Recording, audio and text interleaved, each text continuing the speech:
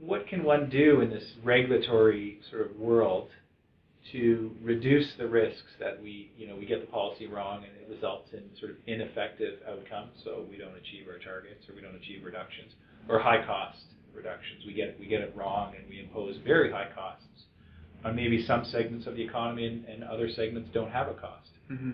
So how can we regulate carbon and maybe address some of these risks? I would suggest that simple instruments are typically better. Right. And so if you look at some of the recent instruments governing the regulatory agenda that government's put forward so far has focused on renewable fuel content in motor fuels, and the other one is, as you say, on light-duty vehicles in general. They both include flexibility mechanisms, which is a departure from this traditional approach. In other words, they allow one vehicle manufacturer to sell a high-emission vehicle fleet and source credits from another vehicle manufacturer that sells a much lower emission vehicle fleet, such that in aggregate the two vehicle manufacturers meet the government's target, but that they're not that there's some flexibility around that target for individual manufacturers.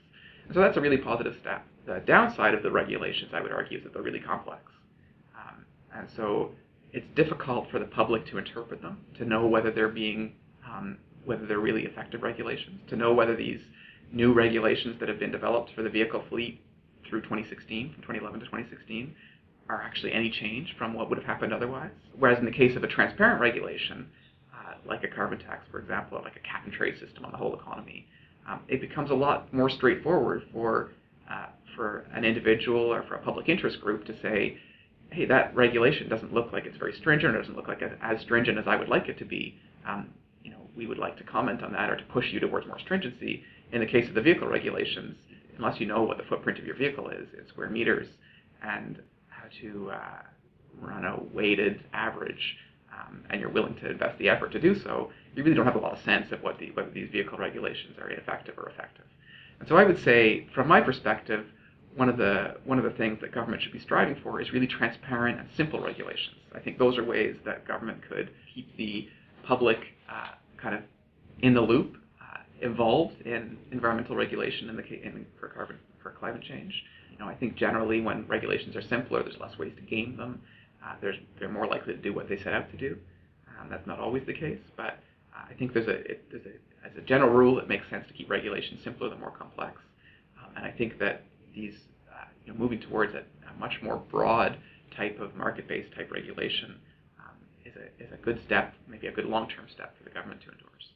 Right. So the flexibility becomes important. So designing regulations to be flexible and being transparent. I mean, that's interesting, being transparent, because there are significant costs now, or there will be significant costs on new light-duty vehicles because of these regulations, and you don't hear about it in the press. Mm-hmm. So if one wants to regulate a substance that you cannot make a local benefits case for, one could argue that's a very good strategy. It may not be a great way to regulate, but politically, it's a good way to move forward. Yeah, and I think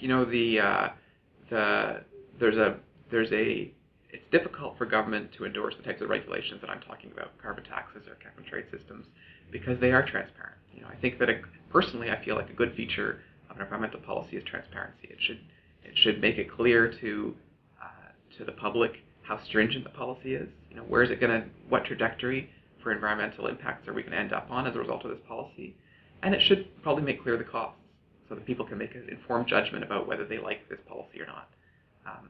At the same time, I agree with you that the more transparent a policy is, the more that groups that don't like the idea of regulating or of imposing environmental costs, or economic costs for environmental benefit, have a clear tool at their disposal for countering the policy.